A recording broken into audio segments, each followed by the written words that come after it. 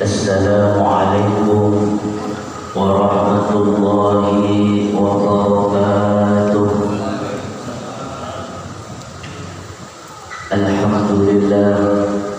Alhamdulillahi rabbil alamin, wa bihi nasta'inu ala umuri dunya waddin. Wassalatu wassalamu ala rasulillah, wa la hawla wa la quwwata illa billah. Allahumma salli ala sayyidina Muhammad miftahi babi rahmatillah adadama bi'ilmillah salatan wa salaman daimaini bidawami mulkillah wa ala alihi wa sahbihi wa mawalah wa la hawla wa la quwwata illa billah. Amma ba'du. Samahatul ulama wal qurama, para alim, para ulama, wabil khusus ketua takmir Masjid At-Tauhid beserta para segenap pengurusnya. Mudah-mudahan Allah Subhanahu wa taala selalu memberikan kesehatan, selalu diberikan kelancaran untuk pembangunan Masjid At-Tauhid sehingga menjadi amal ibadah di sisi Allah Subhanahu wa taala. Amin Allahumma amin. Alhamdulillah, kita bersyukur kepada Allah Subhanahu wa taala atas segala limpahan rahmatnya, taufiknya, hidayahnya, lebih-lebih nikmat sehat kita, nikmat iman dan Islam kita, sehingga Allah Subhanahu wa taala pilih kita pada detik hari ini untuk ikut serta kuliah subuh atau mengaji diri supaya lebih dekat kepada Allah Subhanahu wa taala. Mudah-mudahan ini pertanda rahmat Allah Subhanahu wa taala diturunkan kepada kita sehingga kita mendapat gelar al-faisin fid wa dunya wal akhirah. Amin Allahumma amin. Salawat dan salam kita haturkan kepada junjungan alam Nabi Agung baginda Rasulullah sallallahu alaihi wasallam dengan ucapan Allahumma salli ala Muhammad.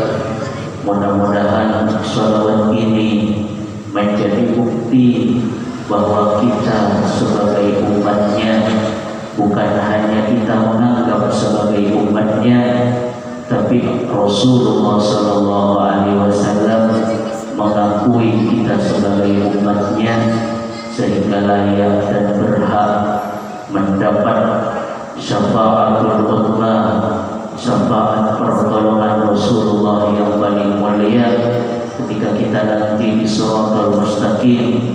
Rasulullah menarik tangan-tangan kita yang hadir pada hari ini. Amin Allahumma amin. Hadirin wal hadirat, Bapak Ibu yang dimuliakan oleh Allah Subhanahu wa taala, kita tahu bersama bahwa sekarang adalah bulan suci Ramadan, bulan yang agung di sisi Allah, bulan yang dirindukan oleh Rasulullah SAW, sehingga kita sudah sering mendengar bahwa doa Rasulullah sebelum 2 bulan masuknya bulan suci Ramadan, beliau meminta kepada Allah Subhanahu wa Ta'ala agar dipertemukan dan diperjumpakan dengan bulan suci Ramadan. Dan kita alhamdulillah kita dimasukkan kepada orang-orang yang panjang umurnya, sehingga kita bisa merasakan bulan Ramadan yang kita sudah laksanakan. Mungkin sudah tinggal sedikit lagi bulan Ramadan akan meninggalkan kita, bulan yang penuh dengan kemuliaan yang sudah diidam-idamkan oleh Rasulullah SAW. Bapak Ibu hadirin yang dimuliakan oleh Allah Subhanahu wa Ta'ala, Rasulullah SAW suatu ketika pernah bersabda, untuk supaya tahu bahwa bulan Ramadan begitu agung, sebagaimana sabdanya Rasulullah SAW, "Lau alimtum ma fihi min syahri Ramadan min al-barakat la yakunu hawlan kamilan."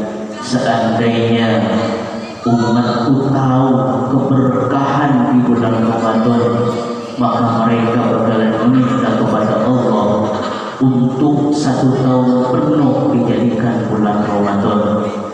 Karena di bulan Ramadan kita tahu bersama, barang siapa yang melakukan sholat sunnah, maka pahalanya menjadi pahala yang wajib di sisi Allah.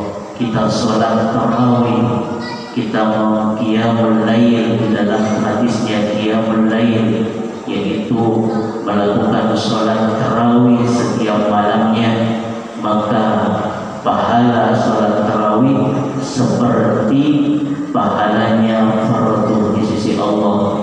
Apabila kita barusan sudah melakukan sholat subuh, maka pahalanya dilipat gandakan menjadi 70 fardu di waktu bulan puasa, yang di waktu bukan bulan puasa. Itu kalau tidak dengan berjemaah. Kalau berjemaah kita sudah tahu 27 derajat yang diangkat oleh Allah. Kalau itu di masjid tauhid pada hari ini, itu lebih lagi. Kemudian di bulan Ramadan itu ditambah lagi. Maka pantaslah Rasulullah SAW mengungkapkan dalam sabdanya, seandainya umat saya tahu tentang keberkahan dan kemuliaan di bulan Ramadan, maka mereka meminta kepada Allah untuk 1 tahun penuh dijadikan bulan Ramadan. Bapak Ibu hadirin yang dimuliakan oleh Allah Subhanahu wa Ta'ala, bulan Ramadan bakalan menjadi bulan yang spesial, yang agung, karena di dalamnya ada 3 rahasia, ada 3 kemuliaan yang Allah tanamkan di dalam bulan suci Ramadan. Yang pertama, bahwa di dalam bulan suci Ramadan Al-Quran diturunkan. Maka kita ketahui bersama, barang siapa atau siapapun yang mensandingkan dirinya dengan Al-Quran, maka dia dipastikan mulia di dunia dan akhirat. Malaikat yang paling mulia malaikat Jibril, karena membawa wahyu Allah Subhanahu wa Ta'ala. Nabi yang paling agung yaitu Nabi Muhammad SAW membawa wahyu yang namanya Al-Quran. Bulan yang paling mulia di sisi Allah Subhanahu wa Ta'ala yaitu bulan Ramadan, karena sudah jelas di dalam Al-Quran, syahrul Ramadan alladzi unzila fihi al-Quran hudan linnas wa bayyinatin minal huda wal furqan al-ayah. Jadi di bulan suci Ramadan umat manusia. Akan tetapi terkadang kita salah memahami, salah berpersepsi terhadap Al-Quran. Al-Quran adalah imam kita sebagai makmum. Bagaimana aturan imam dan makmum di dalam sholat, yaitu makmum harus ikut kepada imam, bukan malah sebaliknya pada zaman sekarang. Makmum yang meminta dan mentitah kepada imam. Kalaulah kita katakan Al-Quran sebagai imam yang harus kita ikuti, maka resep-resep kandungan ayat Al-Quran kita ikuti. Kalau di dalam Al-Quran dilarang oleh Allah, kita ikuti. Kalaulah di dalam Al-Quran halal, maka kita ambil. Kalaulah di dalam Al-Quran haram, kita jauhi. Bukan sebaliknya, Al-Quran yang ikut kepada kita, maka sejatinya kita salah real, salah jalan. Oleh karenanya Al-Quran bukan hanya diturunkan sebagai qiraah, dibaca saja, akan tetapi sebagai hudan linnas, sebagai petunjuk kepada manusia di alam dunia. Kalau keutamaan Al-Quran begitu banyak, bahkan di dalam hadis, man qara'a harfan min kitabillah falahu bihi hasanah. Barang siapa yang membaca satu huruf Al-Quran, maka dia mendapatkan satu kebaikan. Wal hasanatu bi asyri amsalha, dan satu kebaikan ini dilipat gandakan menjadi 10. Kata Rasulullah, la aqulu alif lam mim harfun. Rasulullah tidak berkata alif lam mim itu harfun, tidak. Akan tetapi Rasulullah berkata al-lam harfun wal alif harfun wal mim harfun. Jadi kalau kita di bulan suci Ramadan kita membaca Al-Quran, kemudian kita bertadabbur dan meminta kepada Allah Subhanahu wa Ta'ala, bukan hanya di lisan kita membaca, tapi masuk ke dalam hati yang paling dalam. Lebih daripada itu, pengaplikasian kita kepada dalam kehidupan sehari-hari kita, sehingga Al-Quran bukan hanya tulisan, Al-Quran bukan hanya bacaan, lebih daripada itu adalah petunjuk bagi kita, bagi orang yang ingin keselamatan dunia dan akhirat. Amin Allahumma amin. Bapak Ibu hadirin yang dimuliakan oleh Allah Subhanahu wa Ta'ala, poin yang kedua, Ramadan, bulan puasa mulia, karena ibadah puasa itu sendiri. Ulama mengatakan puasa adalah ibadah sirriyah, puasa adalah ibadah yang rahasia, yang satu dengan yang lainnya tidak tahu apakah itu sedang berpuasa, apakah dia sedang tidak berpuasa. Itu hanya Allah Subhanahu wa Ta'ala yang tahu. Oleh karenanya kata ulama, kalau puasa adalah ibadah sirriyah, ibadah yang rahasia, maka di dalam puasa kita dididik oleh Allah Subhanahu wa Ta'ala untuk menancapkan niat ikhlas, niat ikhlas karena Allah Subhanahu wa Ta'ala. Kalaulah sedekah adalah ibadah juga, akan tetapi nampak keluar harta kita, nampak yang menerima. Kalaulah sholat kita kerjakan, ada pandangannya, tidak abstrak, ada zahirnya, ada batinnya. Kalaulah haji kita melaksanakannya, ada tujuannya, yaitu Makkahul Mukarramah. Akan tetapi kalau puasa itu sirriyah, tidak ada yang tahu, maka di situ harus ada yang namanya ikhlas karena Allah Subhanahu wa Ta'ala.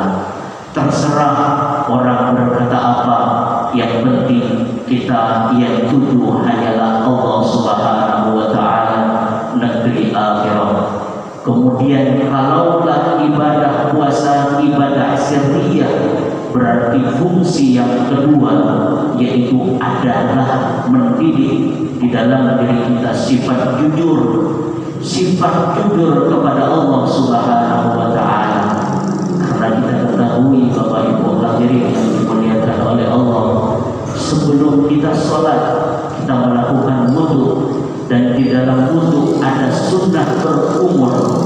Meskipun sabab kondisi atau bahkan di samping kita yang lagi berwudu, kalau kita korupsi terhadap umur yang kita lakukan, maka tidak ada yang tahu kecuali Allah Subhanahu wa taala.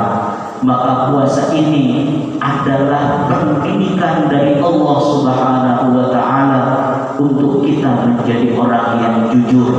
Kalaulah setelah bulan puasa kita terapkan sifat ikhlas, kita terapkan sifat jujur, kita terapkan, insya Allah surganya Allah Subhanahu wa taala akan menanti kita.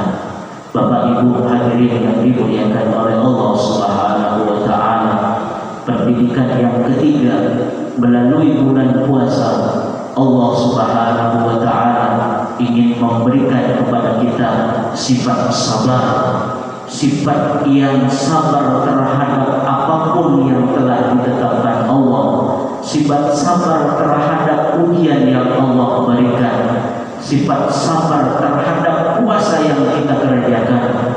Karena di dalam hadis baginda Rasulullah sallallahu alaihi wasallam bersabda, "As-shiyam junnatun."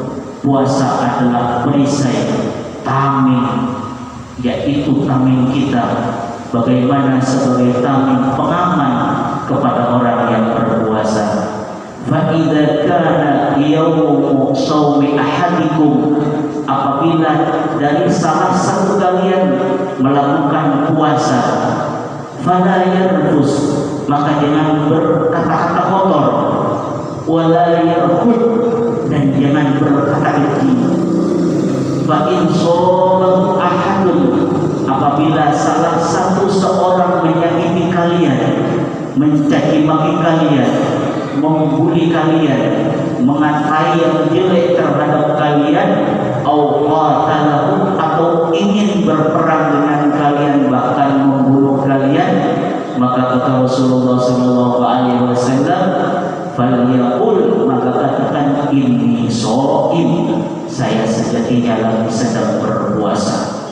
Dengan ini kita dilatih dengan berpuasa dari Allah melalui lisannya Rasulullah SAW untuk selalu melatih kesabaran kita. Karena punten Bapak Ibu hadirin yang dimuliakan oleh Allah Subhanahu wa taala, kalau kita lagi lapar itu sentimennya tinggi, emosionalnya tinggi.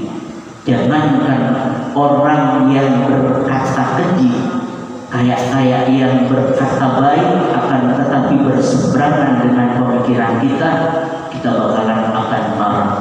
Oleh karenanya dengan berpuasa kita dijadikan tameng untuk sabar, dan sabar di dalam hadis yang lain yaitu pahalanya nanti surganya Allah Subhanahu wa taala. Bapak Ibu hadirin yang dimuliakan oleh Allah Subhanahu wa taala, di hadis yang lain Rasulullah sallallahu alaihi wasallam bersabda, "Lis-shaim farhatan." Bagi orang yang berpuasa ada dua kebahagiaan yang tidak dimiliki orang yang tidak berpuasa. Yang pertama, farhatun indal iftar. Orang yang berpuasa bakalan bahagia ketika dia mau memasuki berbuka puasa.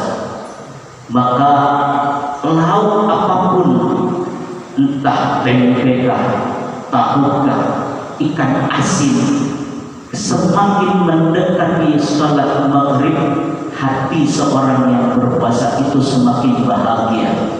Beda orang yang tidak berpuasa, tidak ada kebahagiaan antara dari salat subuh tulu'ul fajr ila ghurubi syams, tidak ada yang bahagia yang dia nantikan di dalam kehidupan sehari-harinya.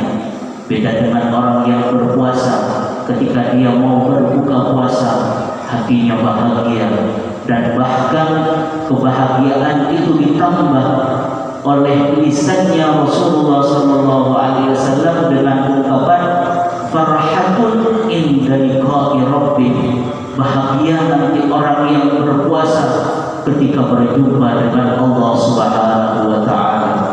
Masuk surga bahagia, bertemu dengan Allah Subhanahu wa taala jauh lebih bahagia. Oleh karenanya Bapak Ibu hadirin yang dimuliakan oleh Allah Subhanahu wa taala, bergembiralah orang yang ditakdirkan oleh Allah Subhanahu wa taala selalu berpuasa setiap siangnya. Karena ngapunten, kalau kita menelisik terhadap ayat yang dipanggil oleh Allah hanyalah orang yang beriman, sebagaimana firman-Nya Allah, ya ayyuhalladzina amanu kutiba alaikumusiyam, wahai orang yang beriman, waktunya kalian saya uji dengan berpuasa. Yang tidak beriman tidak masuk meskipun orangnya Islam, yang tidak beriman tidak masuk meskipun dia orangnya baik. Hanya orang yang beriman yang dipanggil oleh Allah Subhanahu wa taala. Dengan ini ulama memberikan komentar, orang yang baik ibadahnya di bulan puasa sejatinya keimanannya tinggi di sisi Allah. Orang yang baik bacaan Al-Qur'annya terus setiap harinya sejatinya dia imannya lebih tinggi di sisi Allah Subhanahu wa taala. Salat jemaahnya di Masjid At-Tauhid dia selalu jaga, sejatinya dia keimanannya di sisi Allah Subhanahu wa taala lebih tinggi. Pada intinya keimanan kepada Allah Subhanahu wa taala adalah penopang semua amal ibadah di bulan puasa. Mudah-mudahan yang hadir keimanan kita selalu diberikan kekuatan dan keteguhan oleh Allah Subhanahu wa taala. Amin ya rabbal alamin. Bapak Ibu hadirin yang dimuliakan oleh Allah Subhanahu wa taala, yang terakhir kemuliaan di bulan puasa yang sering kita dengar yaitu Lailatul Qadar, yang mana Lailatul Qadar semua orang yang di dalam hatinya ada keimanan yang tinggi ingin mendapatkannya, akan tetapi Allah Subhanahu wa taala menyaring daripada hamba-Nya yang benar-benar bertakwa kepada Allah Subhanahu wa taala. Bapak Ibu hadirin yang dimuliakan oleh Allah Subhanahu wa taala, kita lihat saja realitanya di masjidkah, di musholla, di masjid yang dimanapun, semakin hari puasa semakin habis, orang semakin lalai beribadah kepada Allah Subhanahu wa taala. Padahal Allah Subhanahu wa taala kadonya ditaruh di akhir, di separuh per-3 daripada bulan puasa, yaitu 10 hari daripada bulan puasa, yang kebanyakan para ulama Lailatul Qadar ditaruh di 10 terakhir, yang paling konkret di awal-awakhir, yaitu tanggal yang ganjil-ganjil. Akan tetapi ketahuilah ayyuhal ibad, orang yang bakalan diberikan Lailatul Qadar kepada orang tersebut adalah orang yang mulai dari awal bulan puasa dia tidak pernah meninggalkan ibadah makhluk, ibadah yang wajib, lebih-lebih ibadah yang sunnah muakkad, yaitu sholat tarawih. Maka paling mudahnya kata ulama, kalau kau ingin mendapatkan Lailatul Qadar yang mana khairu min alfi syahr, lebih baik daripada 1000 bulan. 1000 bulan adalah 83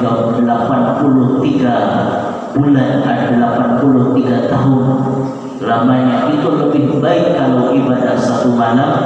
Maka hidupkanlah sholat maghribnya berjamaah, hidupkanlah tarawihnya berjamaah, hidupkanlah sholat subuhnya berjamaah. Laksana meskipun engkau tidak merasakan bahwa itu Lailatul Qadar, engkau akan mendapatkan pahala bahwa itu Lailatul Qadar. Yang enak Bapak Ibu hadirin yang dimuliakan oleh Allah Subhanahu wa taala, kita tidak pernah merasa itu mendapatkan Lailatul Qadar, akan tetapi di sisi Allah Subhanahu wa taala kita mendapatkan kesempurnaan Lailatul Qadar. Percuma dan percuma kita menganggap idrak mendapatkan Lailatul Qadar, akan tetapi di sisi Allah Subhanahu wa taala nilainya nol. Maka kita berharap kepada Allah Subhanahu wa taala di sisa-sisa bulan Ramadan ini, mudah-mudahan Allah kuatkan iman kita, sehatkan badan kita, dan niatkan tekad yang kuat sehingga rahmat Allah Subhanahu wa taala diturunkan ke dalam hati kita, sehingga kita beribadah kepada Allah dan bisa mendapatkan yang namanya Lailatul Qadar yang khairu min alfi syahr. Amin Allahumma amin. Terakhir Bapak Ibu hadirin yang dimuliakan oleh Allah Subhanahu wa taala, pahala puasa beda dengan pahala ibadah yang lain. Kalau ibadah yang lain ada nominalnya, ada angkanya. Kalau pahala puasa tidak ada puasanya. Kata Allah Subhanahu wa taala, "Asyamu li", puasa kalian itu untuk saya, wa ana ajzi bih, dan sayalah yang akan memberikan nilai ganjaran pahala untuk kalian. Kalau kita contohkan, kita bekerja kepada bos kita, kita sudah tanda tangan kontrak bahwa kita digaji dengan nominal 5 juta, tidak bakalan nambah, tidak bakalan kurang, dan terkadang oleh kita lebih giat bekerja ketika ada bos. Ketika tidak ada bos, kita agak lalai. Begitu sebaliknya, kalau Allah tidak memberikan nominal nilai terhadap puasa itu sendiri, maka Allah Subhanahu wa taala ingin memberikan kepada kita seberapa jauh kalian berpuasa untuk saya, kata Allah Subhanahu wa taala. Mudah-mudahan puasa yang sudah berlalu oleh kita, mudah-mudahan puasa yang diterima oleh Allah Subhanahu wa taala dan menambah kita lebih dekat ke surga ya Allah Subhanahu wa taala. Dan puasa yang masih tinggal sedikit lagi, mudah-mudahan Allah dengan sifat Rahman dan Rahimnya diberikan fakir kepada kita kekuatan untuk selalu istiqomah menjaga bulan puasa dengan semaksimal mungkin, sehingga di bulan puasa nanti kita ditinggalkan, kita mendapatkan gelar al-faisin fid din wad dunya wal akhirah. Amin Allahumma amin. Itu saja yang bisa saya sampaikan, kurang lebihnya mohon maaf. Akhirul kalam, wabillahi taufiq wal hidayah wa ridha wal inayah. Wassalamualaikum warahmatullahi wabarakatuh. Kita yang kafaratul majelis, mudah-mudahan dosa yang lalai, dosa yang nampak dan tidak nampak, mudah-mudahan Allah mengampuni dengan sifat Rahman dan Rahimnya. Bismillahirrahmanirrahim. Subhanallah.